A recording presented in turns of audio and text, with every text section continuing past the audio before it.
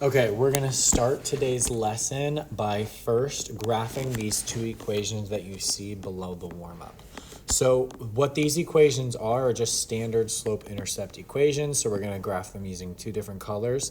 The first one I'll graph in blue. Our slope is 1 because there's an invisible 1 in front of the x, and our y-intercept is -2. It's y equals mx plus b. So we're gonna start at -2 on our y-axis. And if our slope is 1, we're going up 1 to the right 1, up 1 to the right 1, up 1 to the right 1. So we've got a line that kind of looks like this, okay? Then secondly, I also want to graph y equals 2x plus 1. So we're going to start at +1 now, and we're going to go up 2 units to the right 1, up 2 units to the right 1, so on and so forth. So now we've got a line that kind of looks like this, okay? Now, what we're going to do with those two lines is we're going to combine them into what's called a piecewise function, okay? -2. So y equals x minus 2 when x is less than or equal to 0. Now what that's saying is whenever x is a negative number, that portion of the graph is going to be our blue graph. So what we're going to do is we're going to say, okay, so the right part of our graph disappears. So this is all going to go away, the right portion of our graph. Because it says x is less than or equal to 0. That means that what we're talking about is we're talking about all the points to the left of 0, okay? And that's where our blue graph exists. Now, let's go back. Underneath our red equation, let's write x needs to be greater than 0. And when x is bigger than 0, it's all the positive values. So for the red graph, we're going to erase the left side. And it also has to be bigger than 0, so it's not going to include 0. So we're going to leave an open circle up there at at the y-intercept of 1. So what we just did was we took out the portions where our x values don't exist for that portion of the graph. And now we've got, okay, well, x is now going to go from -infinity to infinity, and it's going to be this blue graph whenever x is negative and at 0. And then once x switches to positive, once it's bigger than 0, it's going to switch and become this red graph. So this graph has two pieces and it's a piecewise function. So what is a piecewise function? Well, it's basically more than one function connected and broken down into pieces. So it breaks down into pieces. Hence why it's called piecewise, okay? So the piecewise function that we're going to talk about is one that looks like this, where f of x equals x minus 2 if x is less than or equal to 0, and f of x equals 2x plus 1 if x is greater than 0.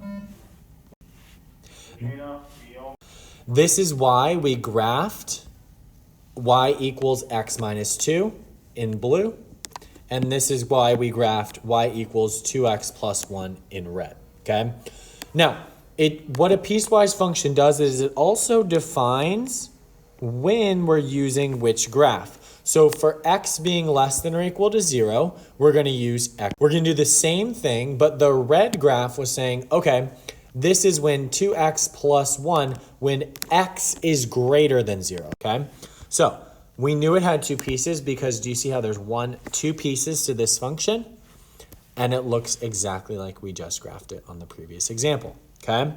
Now, when we're evaluating these functions, okay, if x is anything positive, we're going to use the first piece. If x is anything positive, we're going to use the first piece.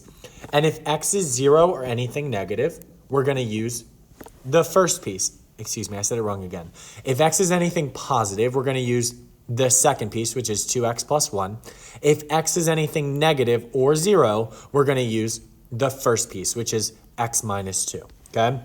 So what we're doing in the next examples is evaluating the function at different values of x, okay? And there's two steps that we need to do.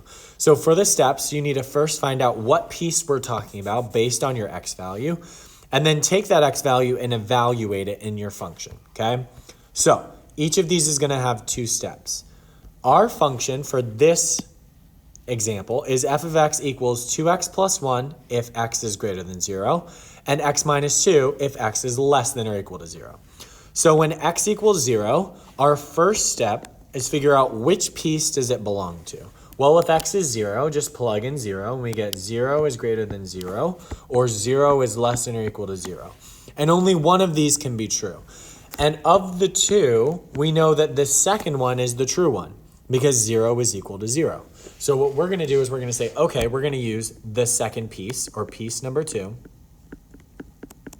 And piece number 2 says, okay, f of x equals x minus 2. So that's our second step, is write it down. F of x equals minus 2.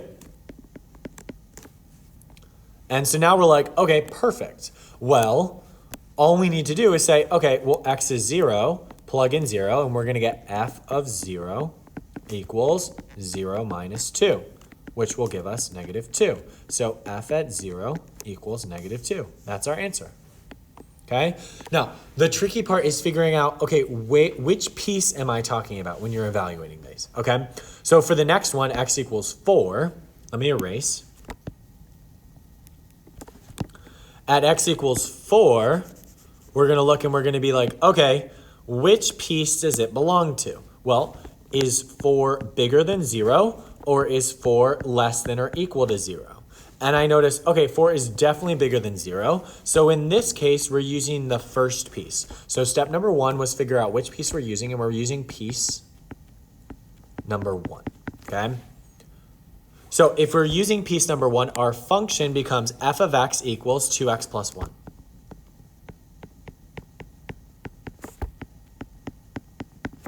And we're going to evaluate it at 4. So we're going to say f of 4 equals 2 times 4 plus 1. So this is going to become 2 times 4 is 8. We add 1 to that and we get 9. So f evaluated at 4 is 9. And that's our answer. And the last one, okay, when x is negative 3. Well, ask yourself, first of all, which piece does it belong to? If x is negative 3, that's definitely less than or equal to 0. So we're in piece number 2. So for number 1, step number 1, we write piece number 2. And piece number 2 says that f of x is equal to x minus 2. So step number 2 is f of x equals x minus 2. And then we just plug in f of negative 3. And we say, okay, negative 3 minus 2 is going to give me negative 5. Okay, so we have 3 pieces. We're going to figure out which one f of negative 1 belongs to.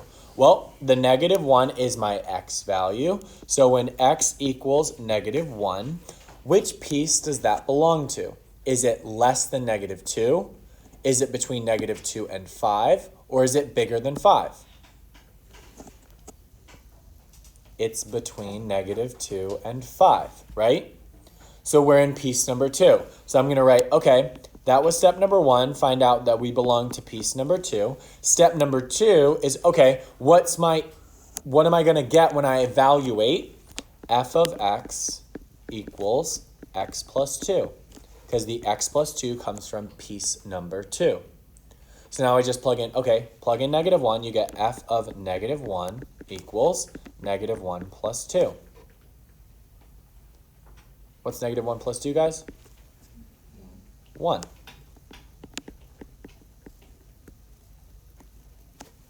Yeah, Aurora? Sure. All right, f of negative 2, same 2 steps. Step number 1, figure out which piece you belong to. And then step number 2 is going to be evaluate that function. So when x is negative 2, guys, which piece do I belong to? Piece number 1, piece number 2, or piece number 3? Number 2, okay? We belong to number 2 again. Because negative 2 is equal to negative 2. And that exists in piece number 2.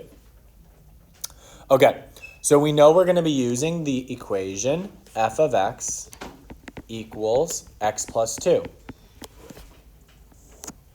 And then we just plug in what? Negative 2. So f of negative 2 equals negative 2 plus 2, which gives me f of negative 2 equals 0.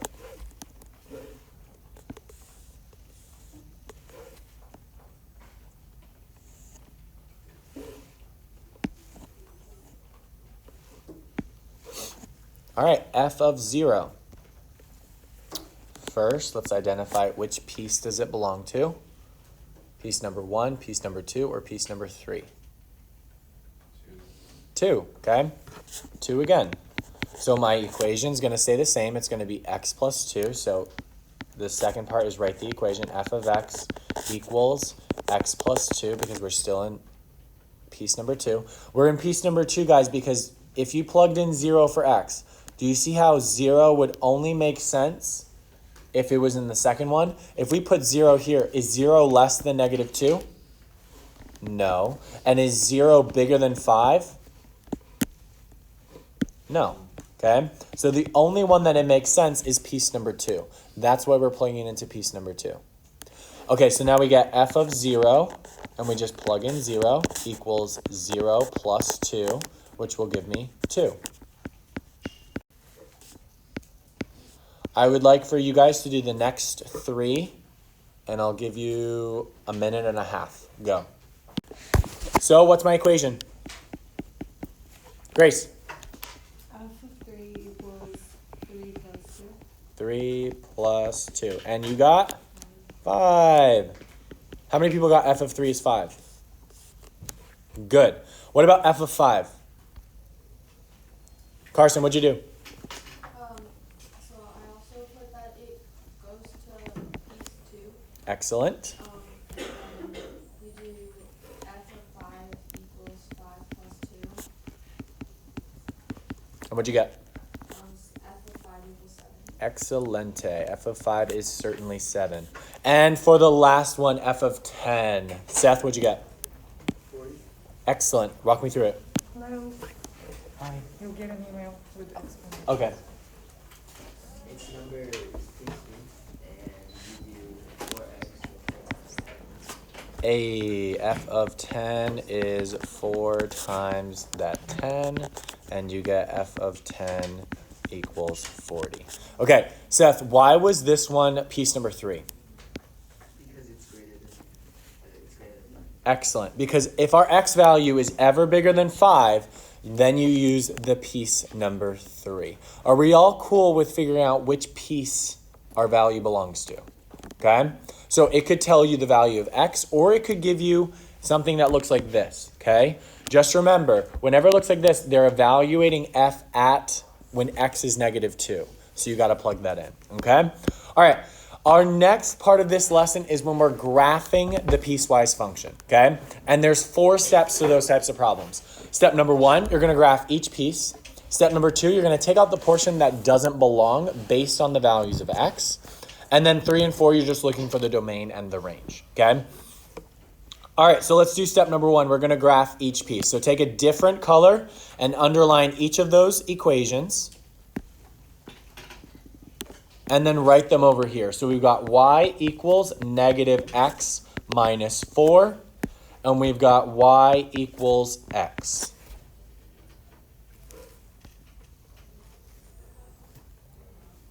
For the red equation, anyone want to take a crack at figuring out how to graph it? Go ahead, Nick. You graph it at negative 1 the x, Negative 1 on the x-axis. and then move it down by 4. Down by 4, and then to the right 1. I disagree. Grace?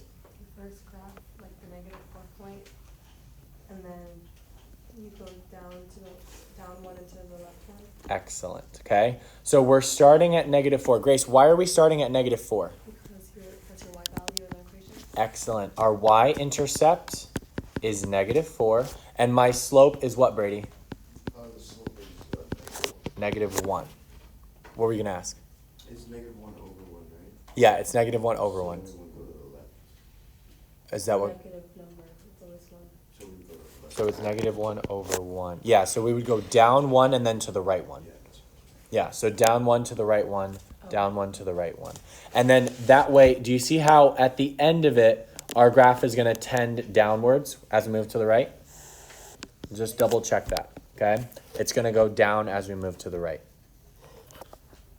All right, so that's step number 1. We graphed the first piece. Step number 2, graph the second piece, okay? So change your color. Let's graph y equals x. How do I graph y equals x? Well, first off, it's in slope-intercept form. What's my y-intercept? It's 0. What's my slope? 1 over 1, okay? So we're going to start at 0, and we're going to go up 1 to the right 1, up 1 to the right 1. Do you see how this has a positive slope as we're increasing x, we're increasing y? Okay, so we graphed both of them. Perfect. Our next step is to say, okay, we need to take away a portion that doesn't fit. And how we take away that portion all depends on this little thing at the very end. So for the red graph, it was x is less than 0. And for the blue graph, it was x is greater than or equal to 0. So we're going to use those and look at our graph and figure out which part do we want to erase, okay? So for the red graph, if x needs to be less than 0, okay, look at your x values and figure out which ones belong and which ones don't, okay? Would -1 be less than 0? Yes, okay? So this portion of our graph is good. Would -2 be less than 0? Yes. Would -3 be less than 0? Yes. Would 1 be less than 0? So we're taking out this part. Would 3 be less than 0? No. We're taking out that part. We're taking out all the values of x that are bigger than 0. So all we want is this portion to the left. So for our red graph, we're going to erase the right-hand portion. So go ahead and erase, this portion on the right. Because remember, for our red graph, x needed to be less than 0. Now, could x be equal to 0 for the red graph? Could x be equal to 0 for the red graph? No, because it's less than. Do you guys see that? So erase your dot, and what am I going to put instead? Open circle. All right, now let's check it out for the blue graph, okay? For the blue graph, it says x needs to be bigger than or equal to 0. So, would 1 be okay for that portion? Is 1 bigger than or equal to 0? Yeah. Yes. Is 2 bigger than or equal to 0? Yeah. So these portions on the right are good, right? What about if we went to -1? If x was -1, our blue graph is down here, is -1 bigger than or equal to 0? No. So this starts to be taken off. So we're going to take out all the left-hand portion of our graph. Are we going to leave 0? Yes, because 0, do you see how it's a closed dot? It should be because it's greater than or equal to, okay? All right, so let's go ahead and erase the left-hand portion.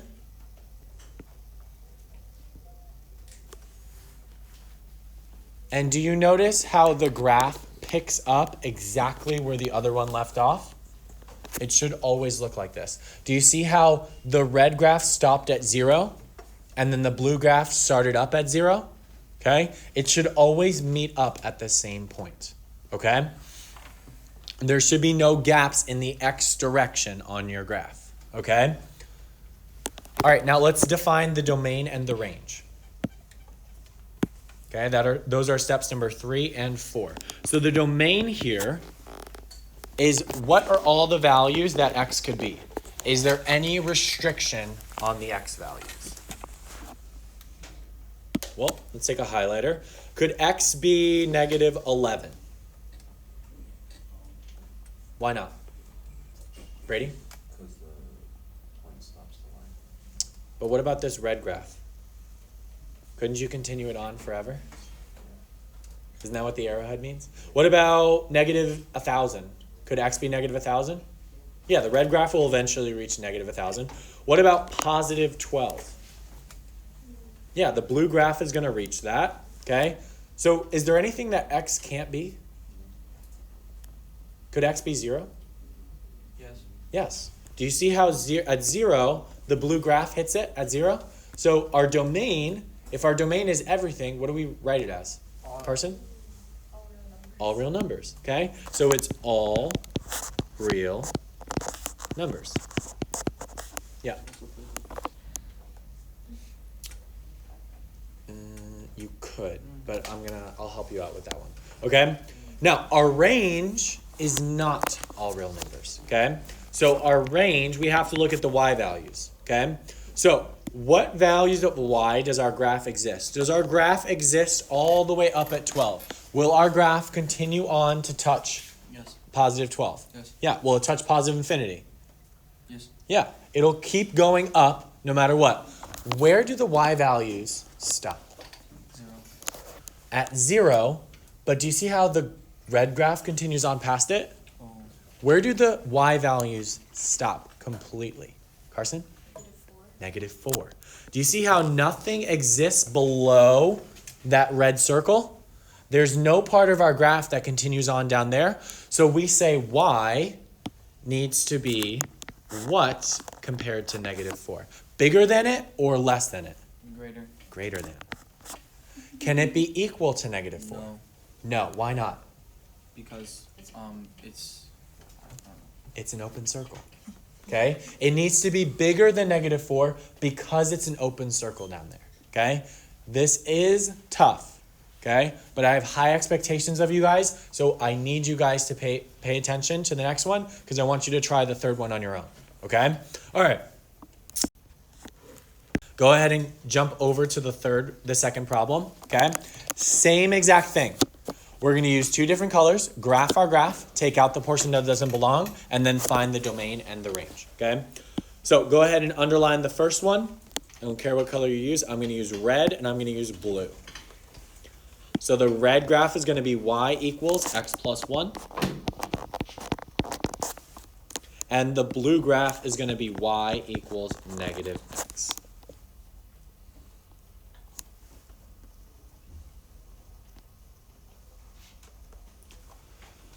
How do I graph the red graph? Y equals x plus 1. Nick?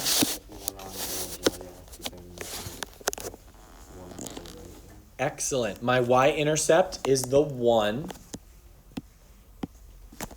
My y-intercept is 1. My slope, just like Nick said, is 1 over 1. Okay? So I'm going to start at 1 on the y-axis. And I'm going to go up 1 to the right 1, up 1 to the right 1, up 1 to the right 1. Or I could have gone down 1 to the left 1, down 1 to the left 1. Either way, I'm going to get this nice looking line going through positive 1. Draw my arrowheads. And then I move on to the blue graph. Who can help me graph the blue line? Aurora? Your y-intercept is 0, and your slope is going to be negative 1 over 1. Excellent. My y-intercept is 0. And my slope, you said, is negative 1 over 1? Yeah. Perfect. Aurora, how would I move from 0 with a slope of negative 1 over 1? Down 1 to the right 1. Excellent. Down 1 to the right 1. Do you see how this slope is then going to be negative? And it looks something like this. Okay, now we have two graphs that overlap. Who remembers what do I do next in my 4-step process? Carson? You have to plug in the points into the equation to see if it's right. Very good. I have to see which part of my graph belongs, okay? Because some of my graph is going to get eliminated. So excellent. So my red graph, let's start with the red one. Its belonging is when x is less than or equal to 0. So let's copy that down over here next to our graph. X needs to be less than or equal to 0. That's talking about all the negative numbers and 0, right? So when x is negative and 0, my graph is going to exist. So am I going to erase the right side of the red graph or the left side? JJ? The left side. Very good. The left side's going to be included. So I'm going to erase the right side. Yeah. Okay? I'm going to erase the right side. And is it going to be an open or a closed dot? It's gonna be closed. Closed, because it's equal to. Okay? Now, the blue graph was defined, okay, x needs to be greater than 0. And that's talking about all the positive values, right? So we're going to leave the right side of our graph for the blue graph and erase the left side.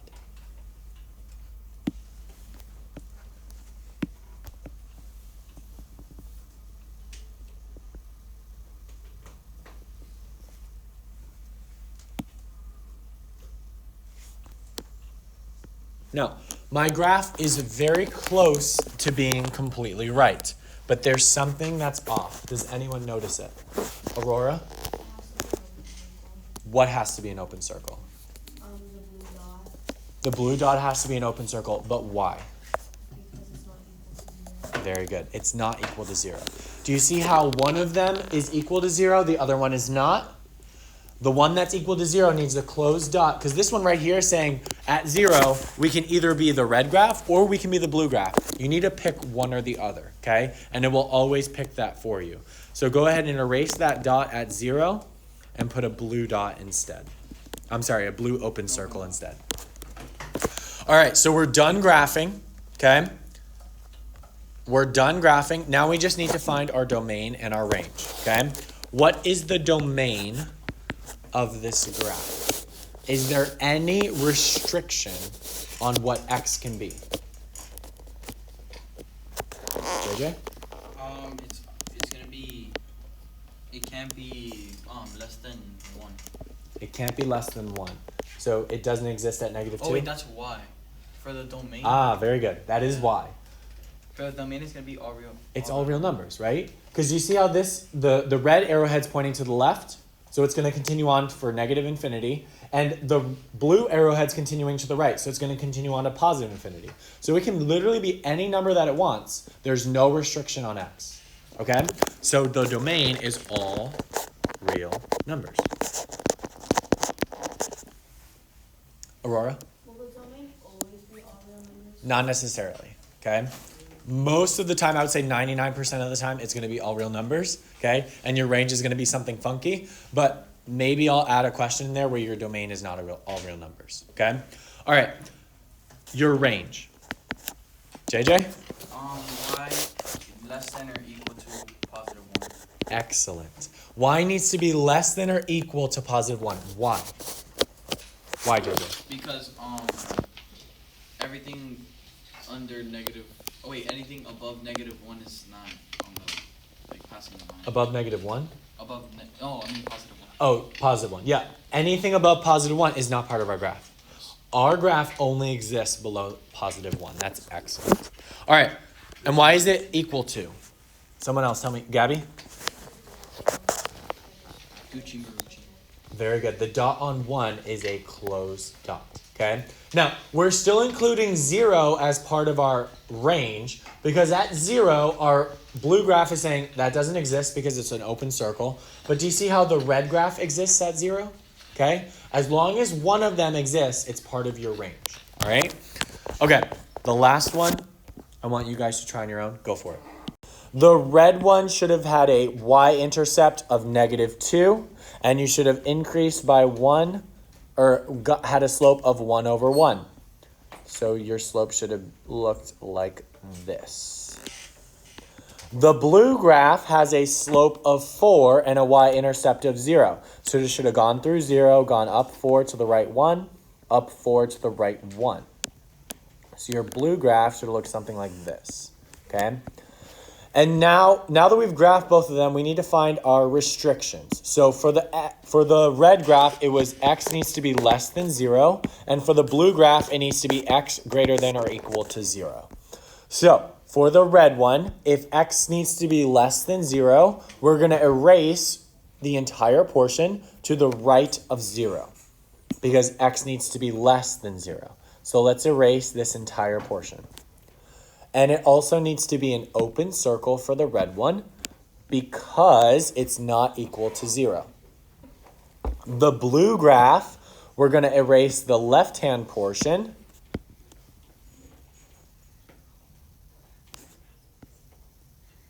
And only shade in the right side. But it's going to be a closed dot at 0 because it's equal to 0. It's greater than or equal to 0. How many people got their graph to look like this?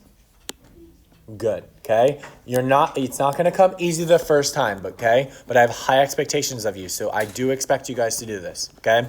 All right, so let's go ahead and take a look at what the domain and the range should be. The domain, 99% of the time, is going to be what? All real numbers. In this case, is it all real numbers? Yes. Sure is. It's going to continue on forever to positive infinity and negative infinity. Now, did anyone figure out the range? Brady, what do you think? Would be y is less than or equal to -2, or y is greater than or equal to 0. Wow. You're super close. You said y is less than or equal to -4. It's just less than.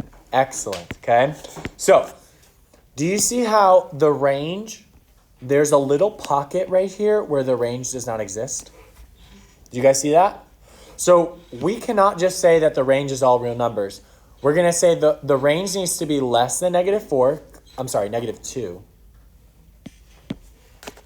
It needs to be less than -2 because the range exists all below -2, and it needs to be bigger than 0. So we say it's less than -2, or y is bigger than or equal to 0. Okay? There are two. All right. The next part of this lesson is we're going to write a piecewise function for the graphs. Okay? So we're going to be given a graph and we're going to have to write our own function for the graph. Okay? So, for these questions, take a look at A. Okay? I want you to outline the left line with a different color and then outline the one on the right with a different color, just so we can talk about the colors. Okay? So for me, I'm going to write y equals, and then how many pieces does this graph have? It's a piecewise function, but how many pieces does it have? There's 2 pieces, right? So we're going to draw our squiggly over 2 lines, okay? And then let's go ahead and write the equation for the red line. What is the y-intercept of the red line? JJ? Positive 3. So write plus 3 in the top portion. Write an x. And it's missing the slope. What is the slope of the red line? JJ? It's down 1 and then to the left 1, right? Yeah. So it's -1 over -1. Which is -1. So it's positive 1. Wouldn't it be -1 because it's going downwards? It is going down, but it's also going to the left. Yeah, but isn't that negative? So if this line were continued, right? Would you agree that line has a positive slope? Oh. Do you see it? Yeah, I see it. Okay, so it doesn't matter which direction it's facing, it matters the slope of the line, okay? So this is a positive 1. Do we need to put that 1 in there? Okay, so I would just write it as x plus 3, okay? Now, for what values of x is the red line, like does the red line exist? So we're going to put if, the red line only exists if x, and compare it to the number where it stops. What x value does the red line stop at? What x value? What x value? Brady? Wait, What value of x does our red line stop? 0. Okay? So we're going to compare the red line and compare x to 0. For the red line, is x bigger than 0 or smaller than 0? the x values are less than 0? Is it equal to 0 or not equal to 0? It's not equal because it's an open circle, okay? Let's do the blue one. Let's start the blue one. What's the y-intercept of the blue graph? -1. Let's put our x. And what's the slope of the blue line? Brady? It's up 2 and to the right 1. So +2 + 1. This is 2 over 1. So our slope is just 2. So put 2x minus 1. And that happens if x, Gabby? Greater than or equal to 0. Okay? Where does the blue graph stop on the x-axis? And it stops at 0. Do you guys see that? And it's equal to 0 at that point. So you have to say that x is greater than or equal to 0. All right, let's do another one. Let's do B. Last one? Yep, last one. So in B, again, outline both of the lines. Outline the one in red. Outline the one in blue. And let's start. How many pieces does this function have? So write your squiggly over 2 lines. And then let's take care of the equation of the red graph. What's the y-intercept? It's not of the red one. -1. What's the slope of the red line? We're going up 1 It's -1. to the left 1. This one's -1. Very good, JJ. This one's -1 because it's 1 over -1. Do you see that? Yeah. Which would then be -1. So our slope is -x minus 1. Our final equation is -x minus 1. Okay? And that's if x... Where does the red graph stop on the x-axis? Nick? Very good. Less than or equal to 0. Okay? Because it stops at 0 and it only exists to the left of 0. And then the blue graph, our y-intercept is 2, and our slope is +1. So it's going to be x plus 2, and it's if x is greater than 0. Wouldn't it be greater than, no, it's greater than 0. It's greater than because of the open circle. Okay, so the last question that we're going to do is we're going to write the equation for this piecewise function. And for this one, again, let's make sure that we outline each of the graphs so we can talk about them separately. So I'm going to outline this one in red, this one in green, and this last one in yellow. Okay, so first let's talk about the red graph. So we're going to write y equals, it's 3 pieces. So I'm going to make my squiggly 3 lengths long. And this red graph, now finding the y-intercept directly from this graph is not super easy. So what we're going to have to do is extend it, and it would definitely go through -2 if we extended it. So let's just start off with that -2. And then the slope of this graph, if we start at any point and move to another point on the graph, we're going down 1 and then to the right 1, +1. So our slope is -1 over 1, which is just -1. So my slope is -1, my y-intercept is -2. My equation should be y equals -x minus 2. All right, let's do the green one. So for the green graph, it's just a horizontal line going through the point 2. So it's just y equals 2. Okay? In other words, our slope is 0, so the x term disappears. For the yellow graph, the slope is +2 plus 2, and then +1. So it's 2 over 1, which is just 2. Okay? So our slope is 2. Our y-intercept is going to be -3. So we've got -3x plus, I'm sorry, I mixed that up.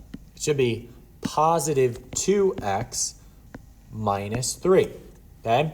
Now, let's write our conditions. So for what values of x are each of these graphs taking place? If, and if.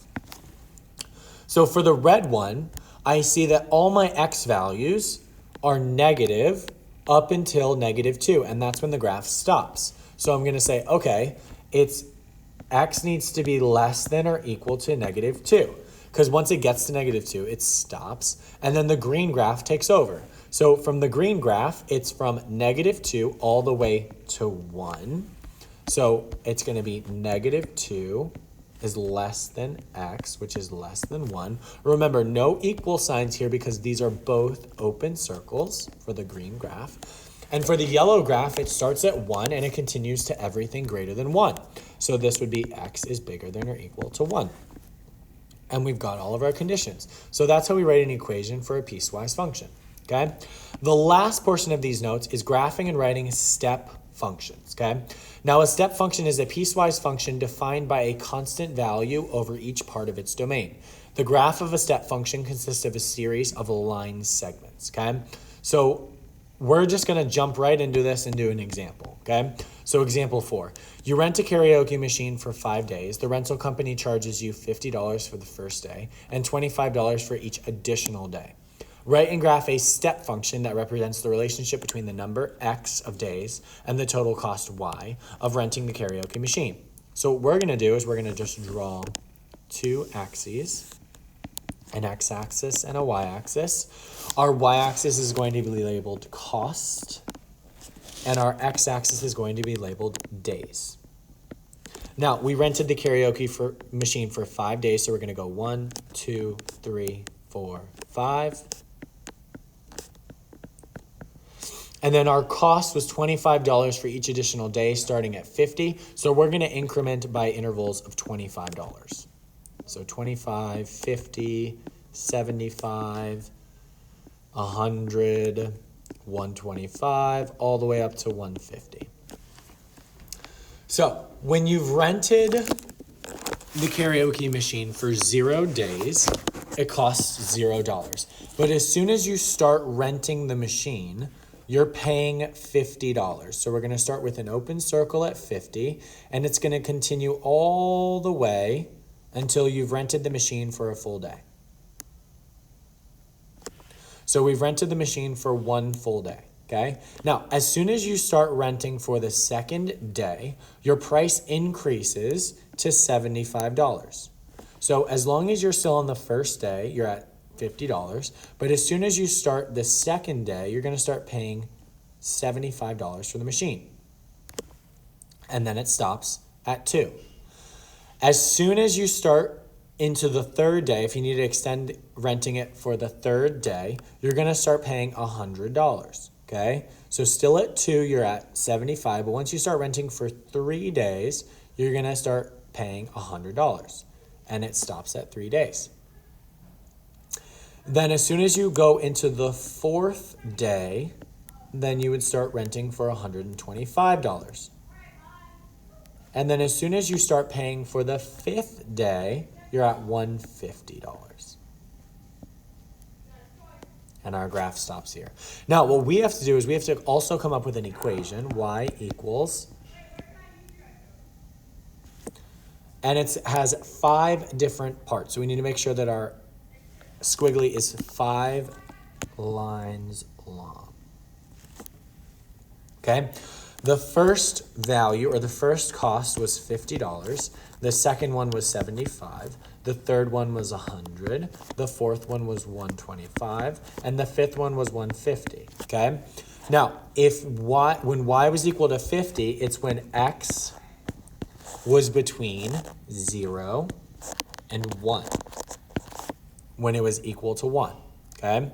So as long as you rented the karaoke machine for more than 0 days, you were paying $50, as long as you were below 1 as well.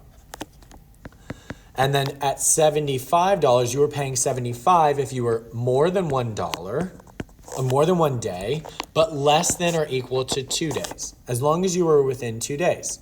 You were paying $100 if you were renting for more than 2 days, but less than or equal to 3. You were paying $125 if you were more than 3 days, but less than or equal to 4 days. And you were paying $150 if you were more than 4 days, but less than or equal to 5 days. So if you rented it for 5 days on the dot, you would be paying $150. There's also an additional example here to give you more practice. I highly do it. But then the last part, I've crossed it out. That guys. Okay, that's it. I encourage you guys to. It's not for you.